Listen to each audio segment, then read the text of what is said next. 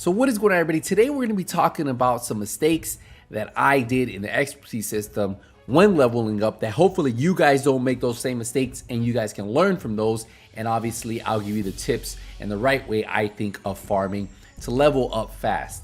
So I am currently level 11, 7 out of 200 to get to level 12. 97 items out of 344 proficient. Now, right off the bat, a lot of you guys are saying, I'm a level 11 and I have 134 items proficient. Well, the reason why I am level 11 is because if you look, I have a lot of items that are almost proficient. So like if you go to the pistols, right, I farmed a lot of those. I'm almost proficient in a lot of items. So I'm going to hit proficient in a lot of items all at once. So I'm going to go from probably 97 to probably 120 pretty quick, because I have a ton of items that I'm just missing. I'm already level 9, need to be level 10, and you have to remember each one of these has 10 levels, and you need, if you look right here, for me to get to 12 I need 200 levels. So you can see how, since I have so many that are almost there, it all starts to add up. And that's why even though I'm only proficient 97, I'm close to doing it. But I will tell you a mistake I did. One mistake I did was I started farming these brand sets, right? Target farming these brand sets with having the gear set on. So I was doing tip of the spear and farming tip of the spear. I was wearing foundry and I was farming foundry. What I mean by that is I was going to target loot, and if I saw tip of the spear, I would wear tip of the spear and I would farm it. And I was doing that a lot in Countdown. I would literally go here, put tip of the spear, and I would use the same build. And I would tell you, that is the wrong way to do it. Also, I wouldn't even target farm any of these brand sets at all, because unless you don't have a build for them, that is okay. But for the green gear sets, I wouldn't farm anything at all. I would just use the brand sets themselves, right? So I would use the Eclipse set. If you have that build, I would use a Heartbreaker set. I would use the Hunter's Fury set. You see, I have a lot of the 4-piece. I would at least put 4 pieces on. And then what I would do is I would farm for weapons. And the reason why I say that is because let's take a look at the pistols. Look how many pistols you have here. That's a ton of expertise levels you can get. A lot of ranks, right? Each one of these has 10. And that is a ton. And then once you become proficient in that, that's going to be a lot of levels that you're already going to hit. The same thing goes with LMGs. You have 28. For SMGs, you have 35. And look at all these levels. And the great thing about this is if you do this first, you're gonna level up pretty quick and you'll notice it. Like I recently just started doing that, and I've been I went from 9 to 11 in like a day. And look right here, right now I'm farming marksman rifles, but you can go here and just do the weapons. And I recommend doing these weapons first and then farming your brand sets afterwards. And the reason why this is going to help you is because you have a lot of levels here, right? And as you guys are leveling up, you're constantly adding stuff to here and moving it up. And that's going to level you up a lot faster at the very beginning. And for me, it's actually helping me out later on, because what I did, the mistake I did, is I was actually wearing the brand sets and farming each one of these, which that I stopped, right? You can see that like I have like the strikers, system, future. I also, what else? Ongoing, I don't have, and I stopped wearing the sets and farming for those sets because I was literally farming for those one sets. Now what I do, to be honest, is now that I've already have these out, I just run my favorite build to run for Countdown. I actually use this Heartbreaker set right here. Let me see. The Heartbreaker set I've been using is this one right here. So I just been using this one right here with the Fenris. And I've been using this Memento backpack, and this is the set I've been using, and I just been doing Countdown. I want to say a lot of people have been saying Summit level 10, but I will tell you Countdown. The reason Countdown is the best place to farm this is not only are you getting the items that you're looking for, right? But at the end, you're also getting Countdown reacquisition points, and those points can be used to buy named items, and those named items do reset weekly. Let me show you. So right here you can see the Countdown station, right? And you can look, you always have 3 named items. And look, the Rail Splitter is actually a PvP exclusive item, but they actually have it here. So you can get each of these items for 75. You can see I have 17 because I just recently bought all these rail splitters to max that out. You can see I'm proficient in it. All these points can be used for these 3 items. And what's crazy about this is you can get per run, I want to say on minimum, I was getting from 50 to 60 points, right? And these points I was using here. So that's just a bonus for all the loot you're gonna get in Countdown. Because Countdown right now, when you target loot, is probably the best. I personally would recommend going in with at least 50 slots. I always make sure I have 50 empty slots, and I'm full at the end of every Countdown run when I target farm whatever I'm target farming. So I would tell you, if you plan on target farming first, what I would recommend is do all the weapons. Do the weapons first. That is going to give you the big chunk of expertise levels, and that should push you up pretty quick. Now, once you do that, I personally would do the brand sets, right? The brand sets will be the next thing I farm for. I personally wouldn't worry about named items, like farming specifically for name items, because you're going to get those as you're farming for the brand sets. Those hunters in Countdown always drop name items, and you can get, I think, what is it, like 6 or 7 named items guaranteed from the hunters, and those will drop. So then I would recommend farming the brand sets and do the sets that you don't use a lot of. Like some of these sets I use 3 pieces, so those sets not too bad, but some of these sets I don't use at all, so those I would farm for first. And then the sets that you do use, well, do those afterwards. And some of the sets like Yao gear, obviously you can't farm for those. Those are PvP. So either playing Conflict or the DZ, well, that's going to be for Yao. But besides that, like I would farm for those. And last, obviously, would be these gear sets. But these gear sets are so easy to level up because you can make almost every build a 4-piece build and be pretty good at it. And just play with it and you'll level it up and you'll notice it. Now, another tip I would say is for exotics, right? Put an exotic you don't have leveled up in your second slot. So whatever your primary is, put that there. And then obviously you see I have the Liberty right here and it's proficient, right? So I have the Regulus that's not, so I'm gonna swap to that and just leave it. Even if you don't use it, it's gonna level up. So you don't have to worry about putting points into that. Don't worry about that because you're honestly always going to level. You're just gonna level by having it. And the same thing here.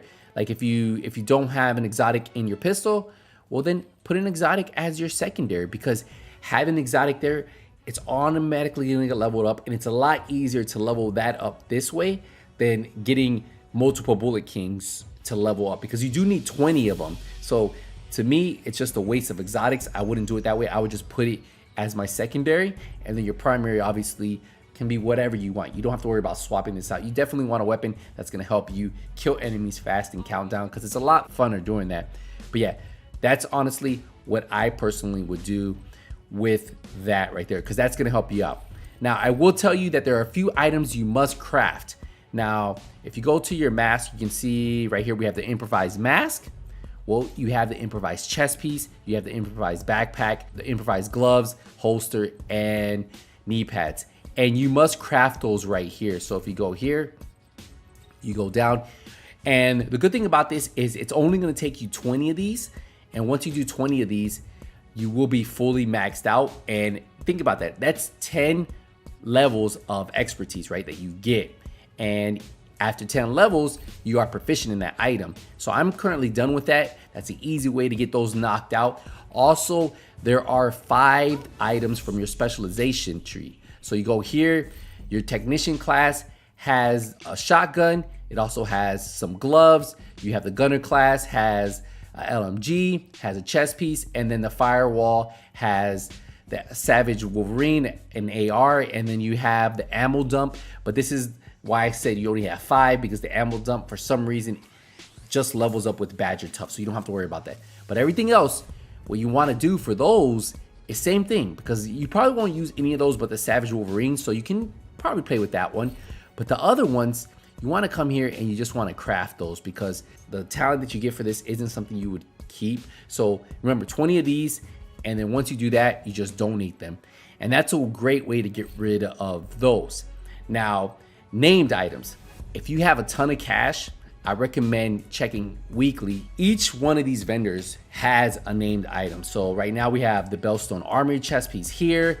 You also have The clan vendor is gonna have one. You have the theater vendor is gonna have one, and you also have the campus vendor is gonna have one. So those 3 vendors are gonna have regular credits, and those credits, if you look on mine, I'm pretty poor right now. I have 17,000. But if you have, say if you have an extra character, you can actually use your scavenging points.